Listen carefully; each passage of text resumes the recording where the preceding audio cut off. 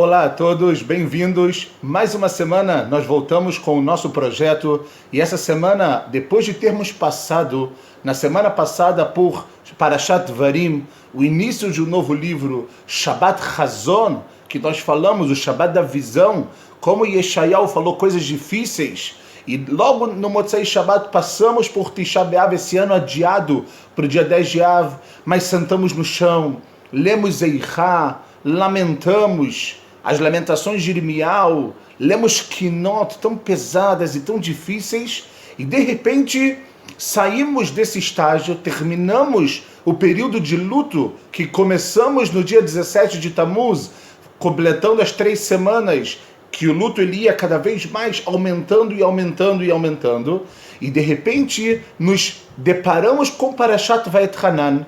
E Parashat Va'etchanan, o Shabbat depois de Tisha B'Av, ele é chamado de Shabbat Nachamu, o Shabbat do consolo. Se o Shabbat anterior a Tisha B'Av é o Shabbat da visão, o Shabbat de depois de Tisha B'Av, ele é o Shabbat Nachamu, ele é o Shabbat do consolo, o Shabbat que Yeshayahu, ele vai consolar Am Israel, depois de termos passado pela destruição do Beit HaMikdash, de termos chorado, de tantas desgraças, sem dúvida nenhuma, que nós choramos em Tisha B'Av, que nós lembramos, para poder lembrar o passado, como nós sempre falamos, para formar o presente e construir o futuro, sem dúvida nenhuma.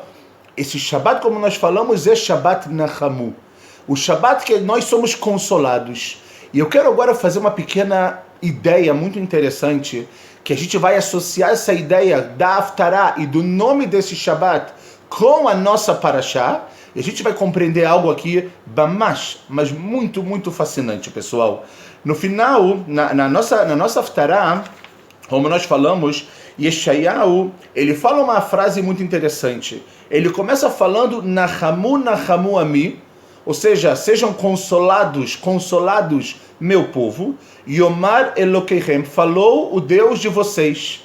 Ou seja, é a Kadosh Baruch Hu, após termos passado por esse período, ele agora está nos consolando. E vem um passuco aqui e fala o seguinte, pessoal: Venigla kevod Hashem, a honra de Deus será revelada, verau kol basar, e toda carne, ou seja, toda pessoa viva, ela vai ver, yardav, ou seja, juntos, que pi Hashem diber, que a boca de Deus, ela está falando. Então a gente vê aqui uma coisa muito interessante, pessoal. Para começar, esse consolo mostra que depois de tudo que a gente passou, é o momento da gente nigla kevod Hashem, é o momento da gente agora perceber a revelação da honra de Deus. Como nós falamos, que toda a carne, quando elas estão juntas, elas vão ver.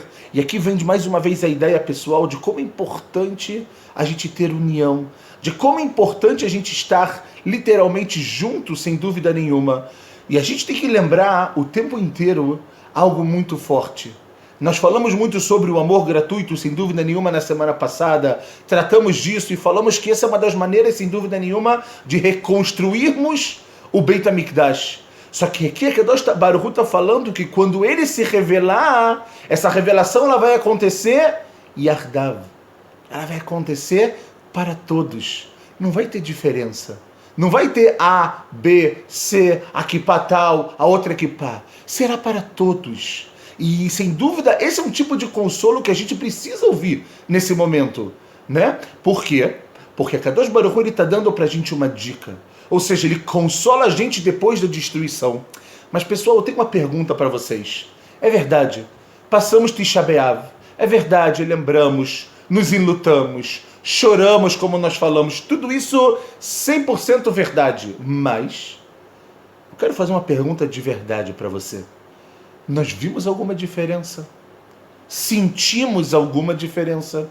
Olhamos hoje para o lugar do Mikdash, para o lugar do templo sagrado, e vimos alguma diferença? Ou, como todos devem saber o que aconteceu aqui em Israel no dia 9 de Av, onde os árabes foram proclamados a vir e a não deixar os judeus rezarem e subirem no monte do templo. A gente não vai entrar agora na discussão se é permitido subir no monte do templo, não é permitido aqui, não é a nossa ideia trazer isso.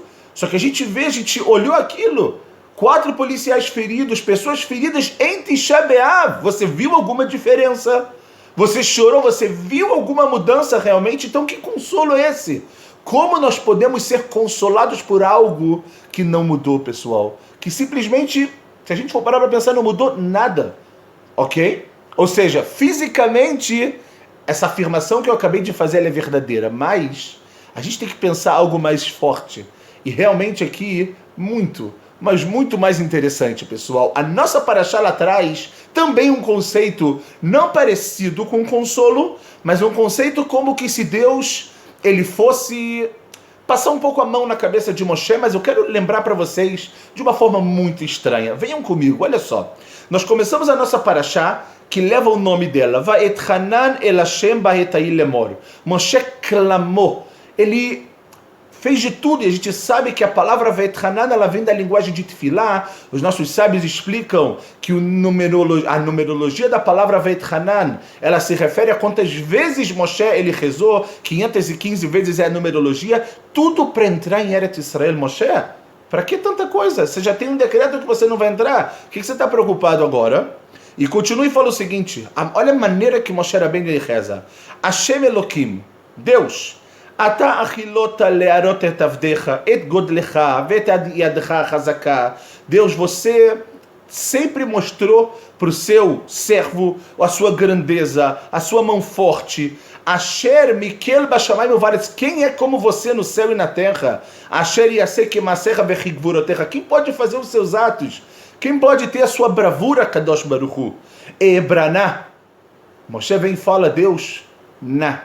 E a gente sabe que a Gemara na Masechet Brachot aprende, Ein na ela lashon bakasha. Por favor, Deus, me deixa passar. Ve'ere et haaretz atová. Me deixa ver a boa terra. Asher be'ever hayadan, que está do outro lado do Jordão. Ahar atov, azé ve'alevanon. O bom monte e o Líbano. O Rashi aqui, ele fala o seguinte, pessoal, que Moshe Rabbeinu, quando ele fala, ele pede para passar, como nós falamos, é uma linguagem de por favor, uma linguagem de respeito. Você não pede para Deus exigindo, eu quero. Não, Deus, por favor, me deixa passar. E ele fala, Aharatov Azé, que monte bom esse que ele está falando. Fala Urashi, Zo Yerushalayim. Moshe Rabbeinu falou, Deus, me deixa ver Yerushalayim. A Levanon, Zé Beit HaMikdash, não é o Líbano, o país Líbano que a gente conhece, que faz fronteira no norte de Israel. A Levanon, ele está falando do Mikdash. Ou seja, Moshe Rabbeinu fala, Deus, me deixa pelo menos passar, me deixa ver esses lugares. Vaitaber Hashem bilemanchem velo shamai elai. Deus não me escutou. Vayomer Hashem elai ravlach. Falou Deus para ele, para. Al tosef daber elai od badavar azeh. Para de falar comigo sobre esse assunto. Chachamim aqui aprendem, a Gemara também aprende daqui, que sem dúvida nenhuma, se Moshe Rabbeinu tivesse feito mais uma tefilá, ele conseguiria entrar na terra de Israel. Se ao invés de 515 vezes ele fizesse 516 tefilot, ele sim conseguiria entrar na terra de Israel. E aqui, pessoal, surgem duas perguntas que não têm a ver com o nosso tema, mas a gente vai fazer ela entre parênteses. A primeira pergunta é, se precisava mais uma, por que Moshe Rabbeinu não fez? Yala, Moshe, falta uma, vai em frente. E a segunda pergunta é, por que 515 não e 516 sim? Não só pelo número, não pela numerologia a gente está falando agora, mas por que se as 515 vezes Deus falou não e na 516 ele ia falar sim? Então quero agora trazer, pessoal, também duas ideias interessantes. A primeira de todas, do porquê Moshe Rabbeinu não faz mais uma, por um motivo muito simples. Porque, como ele fala para Israel, Deus falou para ele, Ravlach, Moshe, chega. Artosev daber elai od badavar azeh. Não fala mais comigo sobre isso. Se é um pedido de Hashem, se é algo que Hashem está me pedindo para não fazer, por mais que eu pense que é algo bom para mim, que eu vou conseguir agora entrar em Eretz Israel, vou conseguir ter tudo de bom, mas não é agora a vontade de Deus eu falar de novo, então eu preciso respeitar a vontade de Hashem. Eu preciso fazer o que ele está me pedindo. Mas Moshe, você vai ter o seu grande sonho. Mas se esse grande sonho, ele vai contra a vontade de Deus, por mais que Deus revogasse o decreto de que Moshe não poderia entrar na terra de Israel, essa não é a vontade de Deus. E se não é a vontade de Deus, eu tenho que me afastar disso. Por isso que Moshe Rabbeinu não reza mais uma vez. E a segunda resposta, pessoal, para a segunda pergunta que a gente fez, qual é a diferença de 515 para 516? A grande resposta é: uma tefilá de Moshe Rabbeinu pode mudar tudo. Só que isso não quer mostrar apenas em relação à tefilá de Moshe Rabbeinu. Ele quer mostrar também em relação à nossa tefilá, a nossa força, a força que a gente tem, por mais que a gente já pediu inúmeras vezes sobre alguma determinada coisa, mas uma vez a mais que a gente possa fazer, isso pode fazer toda a diferença. Ou seja, de novo, no caso de Moshe não era para ele ter feito, mas então por que se ele fizesse mais uma, isso aconteceria? Porque o que sai da boca de cada Yehudi, o que sai da boca de cada pessoa tem um valor que a gente não consegue imaginar. Mas eu já pedi tanto sobre um determinado assunto e nada acontece. Então, se você não recebeu uma revelação direta divina de que você deve parar como Moshe, o que eu, na minha humilde opinião, nenhum de nós recebeu, a gente tem que entender que às vezes Hashem ele quer escutar mais uma tefilá nossa, mais um pedido, só que da forma correta. Ebraná, Deus, por favor, me deixe passar. Deus, por favor, me ajuda. Deus, por favor, eu preciso disso. Moshe Rabbeinu falou, por mais que eu não tenha mérito, mas Deus, por favor, me deixa passar por isso. Aqui a gente vê que a gente não abre mão, pessoal, nem de uma tefilá que a gente possa ter. Não abra mão da sua tefilá. Não abra mão do quanto o seu coração ele pode conversar, falar, se comunicar com Deus.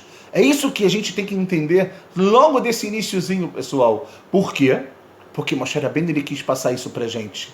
Uma tefilá de um Yehudi pode mudar qualquer decreto no mundo, se isso for bom pra gente, sem dúvida nenhuma. Então, a gente não pode desistir. A tefilá, ela vem para mostrar que nesse mundo é Yeush, a gente não desiste, a gente vai até o final, se a gente sabe, ou se a gente pelo menos acha que isso é o certo e que isso vai de acordo com a vontade de Hashem, como a gente falou. Moshe Rabbeinu já não podia fazer aquilo porque Deus falou, Ravlach, chega Moshe, agora vamos dar uma parada por aqui. Mas enquanto isso não acontece, a gente tem que entender que uma tefilá, por mais que você pediu 515 vezes, você pode mudar o mundo. Você pode mudar a sua vida. E aí, pessoal, vem a nossa relação com a nossa Haftarah de Shabbat Nachamu. Por quê? Porque, de repente, Deus vira para Moshe e fala, Moshe, você não fala mais comigo sobre isso, o que está decretado em relação à sua entrada a Israel está decretado, acabou. Mas, faz um favor para mim, Moshe, Ale, Rosh Pisgah, sobe no topo de uma montanha, Vesa Einecha, Yama, Vetzafona, Veteimana, o Mizracha, Uree Beeinecha. Moshe, sobe, olha para os 4 cantos do mundo e veja com os seus olhos que Lotavor et Yarden Azer, porque você não vai passar para o outro lado do Jordão. Pessoal, tem algo aqui muito estranho que precisa ser entendido. Deus, tudo bem que você não vai revogar o decreto de Moshe. A Kadosh Baruch Hu, tudo bem que não era para ser, não era para Moshe entrar em Israel, tudo bem, agora você vai pedir para ele subir no topo de uma montanha, olhar os 4 cantos, olhar a terra que ele deseja, que ele quer, que ele precisa estar nela, para você falar para ele, mas olha tudo isso, por quê? Porque você não vai passar. Se a gente for fazer um exemplo, Leavdel, a gente está falando de Hashem, é óbvio, mas só para a gente entender, tem 2 exemplos aqui muito interessantes. Um pouco mais infantil e o outro um pouco mais realista na nossa vida como adultos. O primeiro infantil, pessoal, é a gente, como pais, muitas vezes virar para os nossos filhos e falar, olha, você quer alguma coisa? Você sabe, por exemplo, o que ele quer? Não sei, um exemplo muito simples, ele quer um chocolate. Aí o seu filho fala, papai, eu quero um chocolate. Aí você fala, filho, olha, faz o seguinte, você quer um chocolate? Você pega o chocolate, você mostra para ele, você envolve ele cheio de chocolate e você fala para ele, mas você não pode comer. que você está trazendo para ele? Você está trazendo mais vontade. Ele vai ficar com raiva às vezes. Uai, por que eu não posso ter esse chocolate? Por que meu pai fez isso comigo? Por que eu estou rodeado de chocolate e eu não posso agora ter o que eu quero, que é o chocolate? Moshe era bem a mesma coisa. E o segundo exemplo é, por exemplo, em Tisha B'Av. Nós ficamos sem comer, não é verdade? Imaginem vocês, se alguém virasse, começasse a cozinhar e começasse a fazer um monte de coisas que a gente goste, mas não só cozinhar dentro de casa, mas ele virasse e falasse, olha, vem cá, e colocasse você ali, e você ficasse olhando toda aquela comida e etc. É óbvio que o jejum não é o principal, claro que a gente não está falando isso, mas isso de alguma forma é algo que você não pode fazer, que é comer. Mas alguém está tentando te testar e falar, olha como é bom, mas você não pode. Leavdil, pessoal, com toda a diferença, foi isso que Hashem fez. Moshe, sobe aqui, olha os 4 cantos, olha tudo, porque você não vai passar. Parece que Deus está pegando muito pesado com Moshe, parece que de alguma forma é até um castigo. O que está acontecendo aqui? De verdade, o que está acontecendo aqui? Então, existe uma pergunta muito interessante na Gemara, em Masechet Sotah. Rabi Simlai, ele faz uma pergunta, ele fala Mipnei manit ava Moshe le'eretz Israel. Uma pergunta muito famosa que a Gemara faz e diz qual o motivo principal que Moshe desejou tanto Israel. Tudo bem, eu sei que Israel é o objetivo, mas Moshe, você recebeu um decreto, fica na sua, acabou. E o Rabi Simlai fala, será que ele queria entrar para comer a fruta da terra? Será que ele queria ficar saciado com Eretz Israel? E a Gemara, ela aprende daqui, ela responde, não. Porque Moshe sabia que existiam mitzvot, existiam preceitos que eles só poderiam ser cumpridos quando estivesse em Israel. Por exemplo, a mitzvah de Bikurim, de trazer as primícias, ok? Mitzvot muito, muito fortes. A gente sabe que uma grande parte das nossas mitzvot só podem ser cumpridas em Israel. Então Moshe, na verdade, Rabi Simlai, ele fala, Moshe não queria entrar aqui para comer, para ir para a praia, ou para ficar no bem bom. Claro que não, porque ele queria cumprir a palavra de Hashem. Ele queria poder cumprir toda a Torá. Mas aqui vem uma outra pergunta, pessoal. Por quê? Nós temos mitzvot que elas são dadas para parte de Am Israel.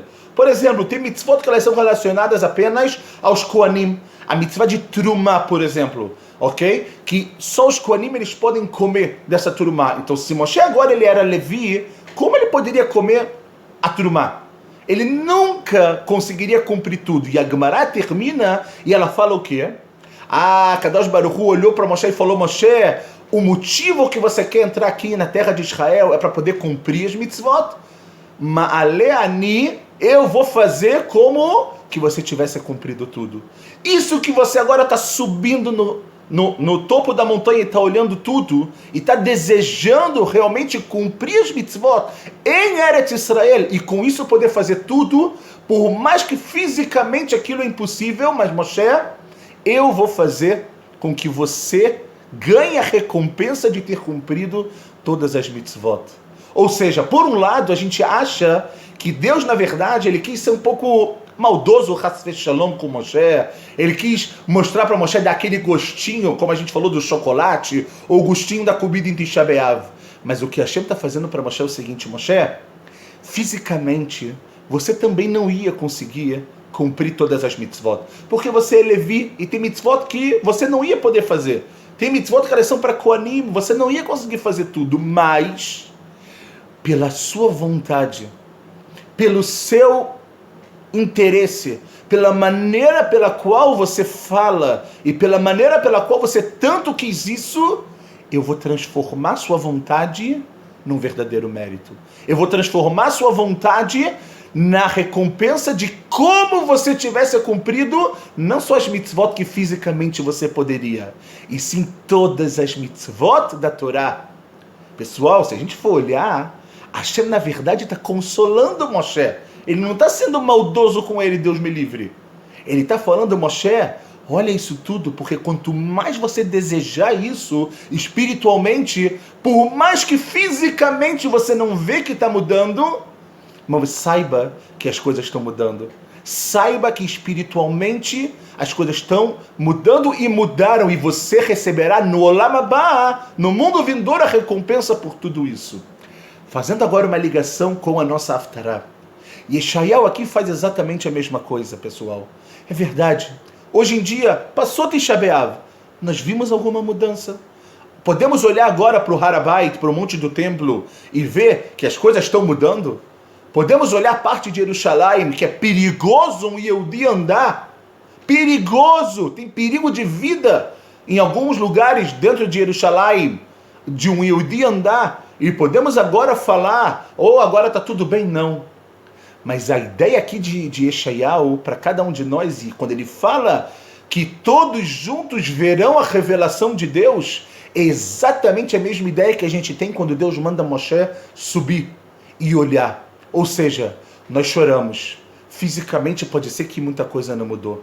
Nós podemos olhar para fora e talvez falar, é verdade, tudo continua igual, está tudo estático, nada mudou.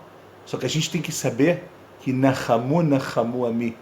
A Kadosh Baruch Hu, ele consola a gente porque pelo nosso mérito, pelo nosso desejo de ter Jerusalém, pela nossa vontade de cumprir mitzvot em Eretz Israel.